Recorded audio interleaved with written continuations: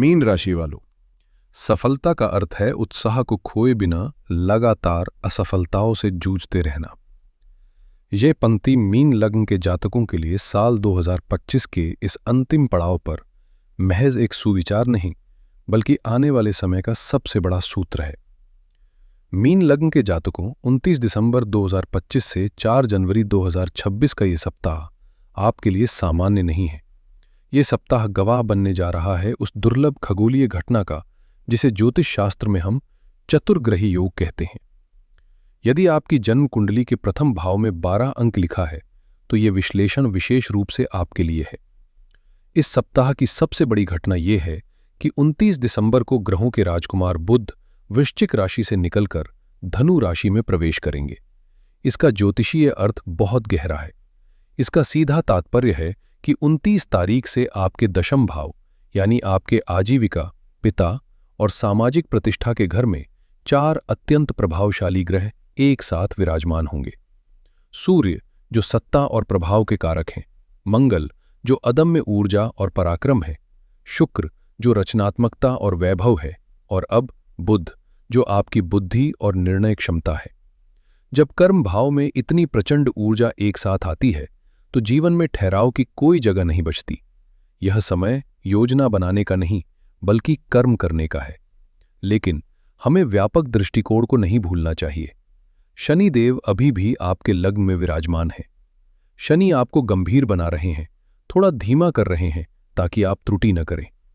राहु 12वें भाव में आपके अवचेतन मन को सक्रिय रख रहे हैं, और देवगुरु बृहस्पति आपके लग्नेश 4थे भाव में वक्री अवस्था में है। तो चलिए अब विस्तार से समझते हैं कि आर्थिक स्थिति, स्वास्थ्य और संबंधों के मोर्चे पर यह महासंयोग आपके लिए क्या परिणाम लाने वाला है।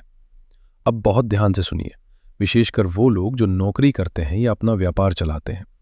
ये हिस्सा आपके लिए सबसे जरूरी है।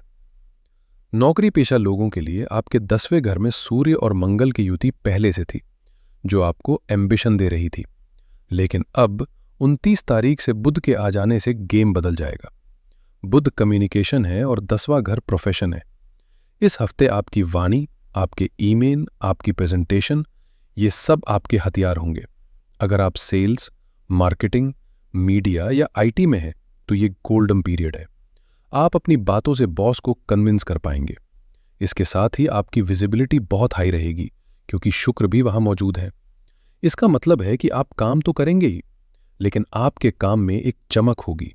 लोग आपको नोटिस करेंगे। अगर आप प्रमोशन की उम्मीद कर रहे थे तो इस हफ्ते अपनी फाइल आगे बढ़ाने का सही समय है। लेकिन सावधान रहे, मंगल उग्र ग्रह है। काम का प्रेशर इतना ज्यादा होगा कि आप चिड़चिड़े हो सकते हैं। शनि लग्न में बैठकर आपको देख रहे हैं। अगर आपने अहंकार दिखाया तो बनी बनाई बाजी बिगड़ सकती है। व्यापारियों के लिए हमारे पास जो भविष्यवाणी का कार्ड है वो साफ कहता है कि बिजनेस में काम का बोझ बढ़ेगा। साल का अंत है तो स्वाभाविक है कि क्लोजिंग का प्रेशर होगा।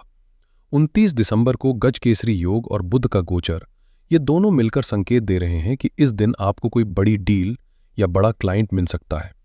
आपकी बिजनेस इंटेलिजेंस बहुत शार्प रहेगी। अगर आप पार्टनरशिप में बिजनेस करते हैं तो थोड़ा सतर्क रहें। बुध तो अच्छा है, लेकिन मंगल वहां झगड़े करवा सकता है। पार्टनर के साथ कम्युनिकेशन गैप ना आने दें। याद कीजिए, 23 और 24 दिसंबर को भविष्यवाणी में डिसीजन पेंडिंग का बोर्ड लगा था। यानी अगर पिछले हफ्ते आप किसी कॉन्ट्रैक्ट पर साइन करने से डर रहे थे या कंफ्यूज थे तो वो डर अब खत्म हो चुका है। 29 दिसंबर के बाद का समय एक्शन लेने का है। अब रुकिए मत। जो योजनाएं दिमाग में थीं उन्हें जमीन पर उतार दीजिए। अब मैं विशेष रूप से उन महिलाओं से बात करना चाहता हूं जो घर की धुरी है, हमारी गृहिणियां। अक्सर राशिफल में आपकी बात कम होती है, लेकिन मीन लग्न की गृहिणियों के लिए ये हफ्ते बहुत ज्यादा हलचल वाला रहने वाला है। देखिए, आपके दशम भाव में 4 ग्रह बैठे हैं। दशम भाव सिर्फ ऑफिस के काम का नहीं होता, 10 ये आपके कर्म और सोशल स्टेटस का भी होता है। सूर्य, मंगल, बुध और शुक्र का एक साथ होना ये बता रहा है कि साल के अंत में और नए साल की शुरुआत में आपके कंधों पर जबरदस्त जिम्मेदारी होगी। हो सकता है आप न्यू ईयर पार्टी होस्ट कर रही हों या घर पर मेहमानों का तांता लगा हो। किचन से लेकर लिविंग रूम तक आप 1 मिनट के लिए भी नहीं बैठ पाएंगी। अच्छी खबर यह है कि सूर्य और शुक्र आपको वो सम्मान दिलाएंगे जिसकी आप हकदार हैं। आपकी मैनेजमेंट स्किल्स की तारीफ होगी। अगर आप घर से जुड़ा कोई छोटा काम या बुटीक चलाती हैं तो ये हफ्ते आपको कोई बड़ा ऑर्डर दिला सकता है। लेकिन ध्यान रहे, चौथे भाव में गुरु वक्री है। चौथा भाव मन की शांति का है। वक्री गुरु का मतलब है कि घर के कुछ पुराने मुद्दे जैसे सास बहू की नोकझोंक या प्रॉपर्टी को लेकर कोई पुरानी बहस दोबारा उठ सकती है। सलाह यही है कि केतु आपके छठे भाव में है, जो कमर दर्द या पैरों में दर्द की शिकायत दे सकते हैं। सुपर वुमन बनने की कोशिश न करें, काम को बांटना सीखें। पैसा, आखिर में हम सब मेहनत इसी के लिए करते हैं। मीन लग्न के लिए धन की स्थिति इस हफ्ते कैसी रहेगी? हफ्ते की शुरुआत यानी 29 और 30 दिसंबर आर्थिक नजरिए से शानदार है। क्यों? क्योंकि इन 2 दिनों में चंद्रमा आपके दूसरे भाव में गोचर करेंगे। दूसरा भाव होता है धन संचय और बैंक बैलेंस का। और सोने पर सुहागा ये है कि ठीक 29 तारीख की सुबह गजकेसरी योग भी एक्टिव है। अगर आपका कोई पेमेंट फंसा हुआ था तो इन 2 दिनों में तगादा कीजिए, पैसा वापस आ सकता है। अगर आप अपनी सैलरी बढ़ाने की बात करना चाहते हैं तो 29 तारीख का दिन चुनें। आपकी वाणी में वो प्रभाव होगा कि सामने वाला मना नहीं कर पाएगा। लेकिन सिक्के का दूसरा पहलू भी देखना जरूरी है। राहु आपके 12वें भाव में बैठे हैं। 12वां भाव व्यय और मोक्ष का है। जब राहु यहां होता है तो वो बिना सोचे समझे खरीदारी करवाता है। यानी आप बाजार गए थे सब्जी लेने और खरीद लाए महंगा फोन। खासकर 31 दिसंबर को जब चंद्रमा तीसरे भाव में होंगे, आप दोस्तों के साथ पार्टी, छोटी यात्रा या भाई बहनों पर दिल खोलकर खर्च कर सकते हैं। सलाह यही है कि खर्च कीजिए, लेकिन बजट बनाकर। राहु आपको दिखावे के लिए खर्च करने पर मजबूर करेगा, उस जाल में नहीं फंसना है। करियर और पैसे की भागदौड़ में रिश्ते पीछे न छूट जाए, इसका ध्यान रखना मीन लग्न वालों के लिए बहुत जरूरी है, क्योंकि आप स्वभाव से बहुत भावुक होते हैं। शुक्र आपके 10वें भाव में है। शुक्र प्रेम के कारक हैं। जब प्रेम 10वें भाव में हो तो प्रेम की शक्ति बढ़ जाती है। का ग्रह कर्म के घर में जाता है तो अक्सर इंसान अपने काम से ही प्रेम करने लगता है या फिर ऑफिस में रोमांस की संभावनाएं बनती हैं। लेकिन जो लोग पहले से रिश्ते में हैं उनके लिए ये हफ्ते चुनौती भरा हो सकता है। वजह साफ है, सूर्य और मंगल का एग्रेशन और काम का प्रेशर। आप शायद अपने पार्टनर के फोन कॉल्स मिस करेंगे, डेट्स कैंसिल करेंगे। इससे तनातनी हो सकती है, इसलिए बातचीत का सहारा लें। अगर बिजी हैं तो साफ साफ बता दें, पार्टनर को अंधेरे में ना रखें। आइए अब चंद्रमा की चाल के हिसाब से घर का माहौल देखते हैं। 29 और 30 दिसंबर को चंद्रमा दूसरे भाव यानी कुटुंब भाव में है। परिवार में किसी धन संबंधी मुद्दे पर चर्चा हो सकती है। वाणी थोड़ी उग्र हो सकती है, इसलिए बड़ों से बात करते समय विनम्र रहें। 31 दिसंबर और 1 जनवरी को चंद्रमा तीसरे भाव में है। यह समय भाई बहनों 1 जनवरी को चंद्रमा तीसरे भाव में है। यह समय भाई बहनों के साथ जुड़ने का है। हो सकता है आप नए साल का जश्न अपने कजन्स या पड़ोसियों के साथ मनाएं। छोटी यात्रा के प्रबल योग है। लेकिन हफ्ते का सबसे सुकून भरा समय 2 जनवरी से 4 जनवरी के बीच होगा। चंद्रमा आपके चौथे भाव में आ जाएंगे। चौथा घर सुख और मां का है। हफ्ते की सारी थकान उतारने के लिए ये वीकेंड बेस्ट है। आप घर पर रहकर ही रिलैक्स करना पसंद करेंगे।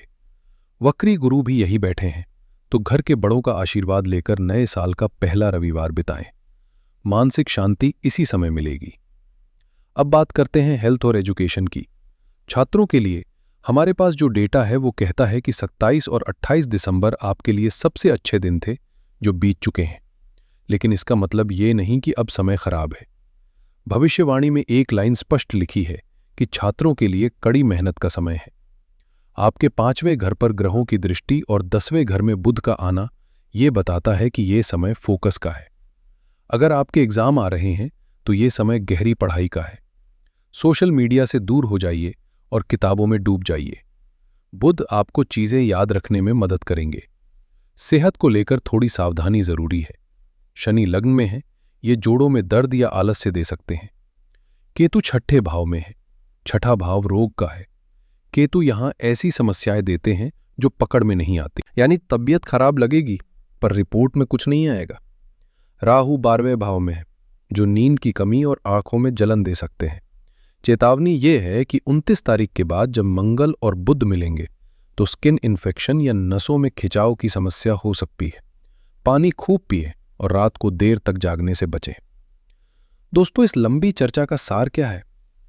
करियर में 10वें भाव में 4 ग्रहों के कारण काम का बोझ बहुत ज्यादा रहेगा, लेकिन सफलता और विजिबिलिटी भी उतनी ही बड़ी होगी। धन के मामले में 29 दिसंबर को गज केसरी योग का फायदा उठाए, ये शुभ समय है। रिश्तों में काम के बीच परिवार को समय देना चुनौती होगी, लेकिन 2 जनवरी के बाद घर में शांति मिलेगी। इस हफ्ते की भारी ऊर्जा को संतुलित करने के लिए कुछ उपाय जरूर करें। पहला उपाय, दशम भाव में सूर्य और मंगल की गर्मी को शांत करने और यश प्राप्त करने के लिए रोज सुबह तांबे के लोटे में जल, रोली और थोड़े चावल डालकर सूर्य देव को अर्घ्य दें। दूसरा उपाय, बुध के गोचर को शुभ बनाने के लिए बुधवार 31 दिसंबर के दिन भगवान गणेश को दूर्वा चढ़ाएं और ओम गंग गणपतिये नमः का जाप करें। यह आपकी बुद्धि को सही दिशा देगा। तीसरा उपाय, छठे भाव में केतु और लग्न में शनि के लिए किसी भी दिन आवारा कुत्तों को रोटी या बिस्किट खिलाएं, इससे शत्रु और रोग शांत रहेंगे। और चौथा उपाय, वक्री गुरु के प्रभाव को सकारात्मक करने के लिए माथे पर रोज केसर या हल्दी का तिलक लगाएं। तो मीन लग्न वालों, ये था आपका 2025 का आखिरी और 2026 का पहला राशिफल। डरना नहीं है, बस कर्म करना है। सितारे आपके लिए मंच तैयार कर चुके हैं, अब परफॉर्म आपको करना है।